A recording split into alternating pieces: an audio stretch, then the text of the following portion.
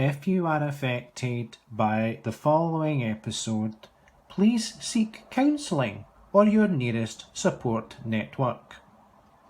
Hello everybody, this is Marjorie. I hope you all had a lovely weekend. Now I've decided to do The Office first this week, right? Because, I was going to tell you about my wee colleague Ross, right? Now, Ross, he had a few calamities because when this was before the lockdown, before the pandemic came along, Ross was learning to drive, right? So he was learning to drive. Now, he was one of these boys where he got a bit nervous. He got a wee bit nervous at his driving tests. You know, as folk do. It must have taken him about 17. It must have taken 17 times. So eventually, right, after 16 times, he says to me in the office one day, Marjorie, would you mind sitting in my test? My driving instructor says that it's all right for you to sit in the back. As long as you don't speak and as long as you don't take part, you could sit in the back to give me a bit of moral support. So I says, of course, son, I'll give you some moral support, right? So we arrive, right? So we're in the seat. So the the examiner, he gets in and he goes, hello, introduces himself and says, what's your name? Just for the record. And I says, hello there, my name's Marjorie, I'm a people person. He says, I wasn't talking to you, I would like you to keep quiet. I was asking the driver here.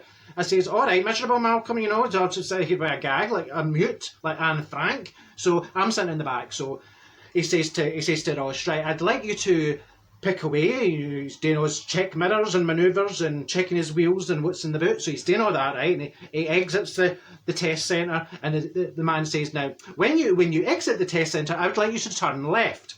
So Ross goes out the gates and turns right. Now I'm sitting to myself thinking, he doesn't ken his left from his right. This is going to be a disaster. But no, unbeknownst to the examiner, Ross hadn't had his breakfast. Now I says to him, Ross, you're going for a driving test, son. You have to get a breakfast. I've got a wee breakfast Belvita in my handbag. I could give you that. But he says no. Well, did he not turn right? And he went to McDonald's. He went to the drive-thru, right? The examiner's just sitting with his mouth a ghost. You know, so where is he going? So anyway, we goes to the drive-thru of McDonald's, right? Ross orders the bacon, the sausage and egg McMuffin meal. Right, with his orange juice and his hash browns. The examiner thought, well, I'm here anyway, so he got a wee coffee and I fancied a dairy milk McFlurry.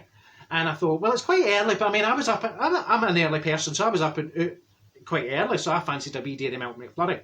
So that's fine. So we poos away. Well, Ross hadn't thought it through because obviously, how are you going to do a test, both hands in the wheel? And he's got, a sausage and bacon, sausage. I'm determined to get this muffin rang.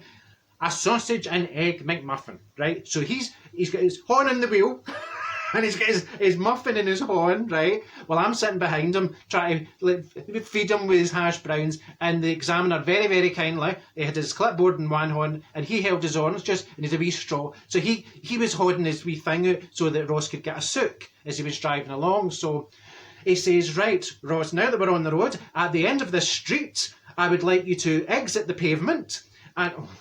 there was folk fleeing like that. It was like a western. I'd like you to exit the pavement and turn right. And when I slam the dashboard, I'd like you to do emergency stop.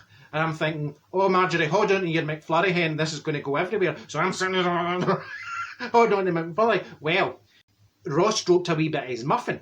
So he's howking between his legs to find his muffin, right? Didn't he see the lollipop woman?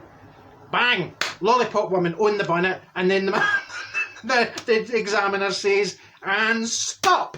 Well, slams on the brake, I'm holding on to my McFlurry, lollipop woman goes fleeing and bangs her head on a children's school crossing sign. So she's lying there like, oh! She looked like Fanny from number 89. She's just lying there in a heap. And then I said, oh, there's the tourists. There was 14 German tourists, right, getting a tour of the village. So they're getting their tour. Well, did he bang the pavement? He bangs into them. Well, there was three in the windscreen. There was one hanging onto a wing mirror, two in the roof, doing like a human roof rack, and the rest of them disappear. And I says, where did the rest of them go? Well, just before that, we had passed B&M, and I says to Ross, going to pop into B&M, son, because they had gold blend on a special offer for £4.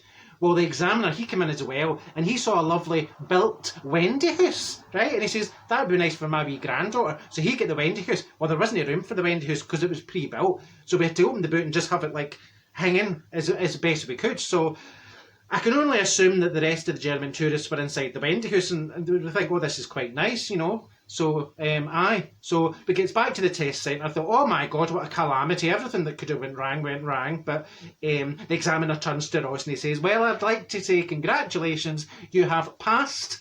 There was a few minor problems on the test today, but I'm going to oversee them and you now have a driving licence. So I thought, oh, I was fair pleased from.